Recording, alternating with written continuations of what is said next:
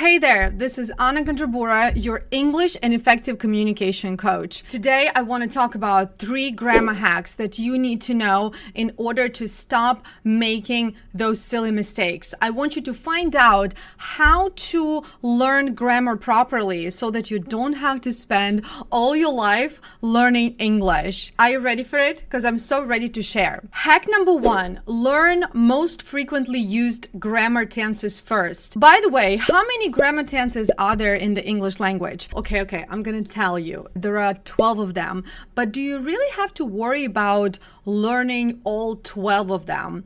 I would say no. The good news, okay? The good news is no, because 80% of what we say in English, we say using 2 very simple tenses. And when I say very simple tenses, I mean it.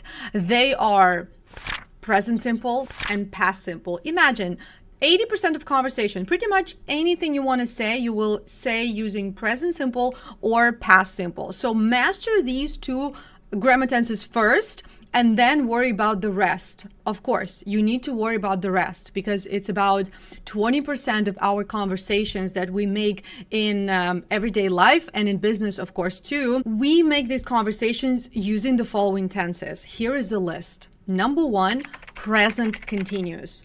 To talk about what we're doing now, or at work, what we're working on right now. For example, I'm working on the proposal for the new client. I'm doing it right now.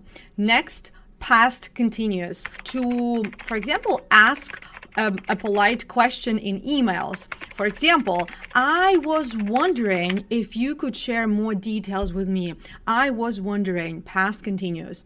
Now, future continuous. When you want to describe ongoing actions, ongoing tasks or projects at a certain future point. For example, this time next week, we will be implementing new updates across all departments. Present perfect continuous, to talk about ongoing tasks and projects. For example, I have been working on this project for 6 months. Now, present perfect, to talk about results, your accomplishment, what you have done today. In a stand-up meeting, for example, you can say, I have fixed $3 today.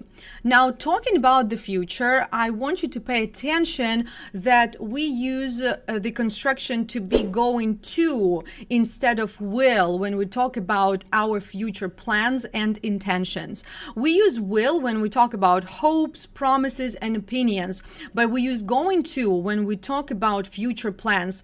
Again, for example, in a stand-up meeting, you might be asked about the next steps. What are you going to do next? And you can say, I'm going to implement the new feature today or tomorrow. What's the best way to learn grammar? Well, the best way to learn grammar and English in general is when you learn it in context. And that is why you need to learn grammar from real life cases, from real life situations, not from textbooks only. And actually, that is why when we teach grammar at English for IT Academy, we teach it based on real cases that we take from the tech industry. When you join English for IT Academy, you will get such lessons weekly and you will be able to learn what you really need, not everything, in order to speak and write in English correctly. Hack number 2. Grammar tenses are in check now, but I want you to stop learning and worrying only about grammar tenses. I want you to start learning fixed grammar phrases. Now, my students come to me and they all tell me the same things. Anna, I can't understand present perfect. Or Anna, when do we use future perfect? Do we actually use future perfect? Do we need it? Or do I really have to learn past perfect? It's never used, Well, yes, you have to learn grammar tenses, and we have already talked about this, but you also need to focus on grammar constructions. And this is what I mean by grammar constructions. For example, I am used to waking up early in the morning. What is this? I am used to, right? Well, I am used to doing something means I am familiar with something. It's easy for me, right? So I am used to waking up early in the morning, which is true, by the way. It means that it's easy for me to wake up early in the morning because I have been doing it for so long. I'm familiar with this activity, right? So if you know these grammar constructions, you would know that, first of all, what it means, but you would also know how to use it in the sentence. To be used to is always followed by gerund, to be used to doing something. Now, why do you need these constructions? You need them if you want to understand native English speakers because they use them a lot. And actually, this is one of the reasons why you don't understand native English speakers, because you just don't know these phrases and you're confused, right? Because you don't know that this is a phrase and it means something. You know words separately, right, in the phrase, but you don't know the phrase itself. Now, in order to help you, I created a grammar phrase book with 30 most frequently used grammar phrases. And in this phrase book, I explain these phrases, of course. I give examples.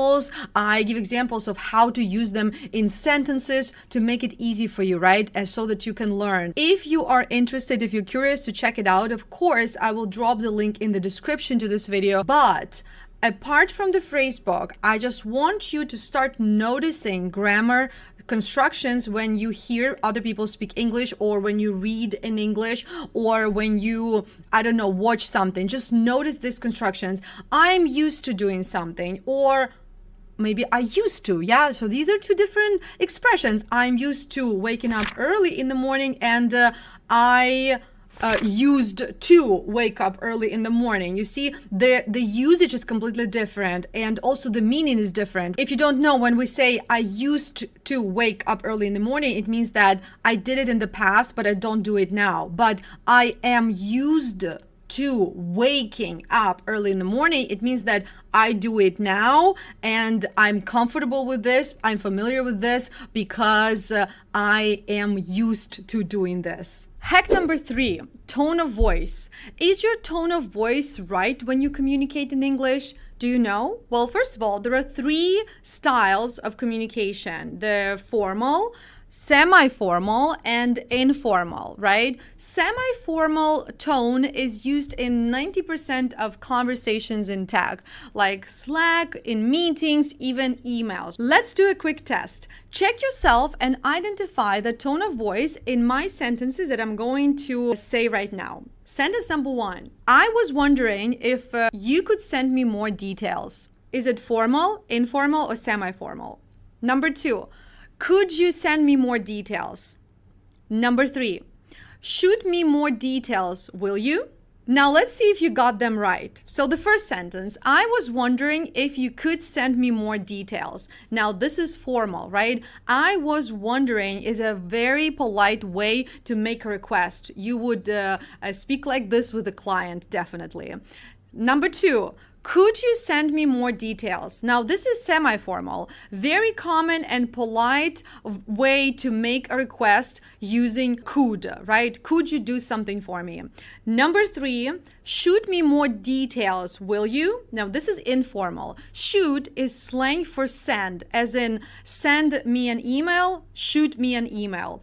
And also, it starts with an imperative. It starts with a command, send me, right? Shoot me. But then we add will you at the end, and we turn it into a question to make it a little bit more polite. The best way to learn such nuances as a tone of voice, politeness, business communication is again by learning from real life examples. That's why we love using tweets, blog posts, even emails written by real people for real purposes. We use this real life content in our lessons. We analyze it and we teach you based on these authentic real life examples.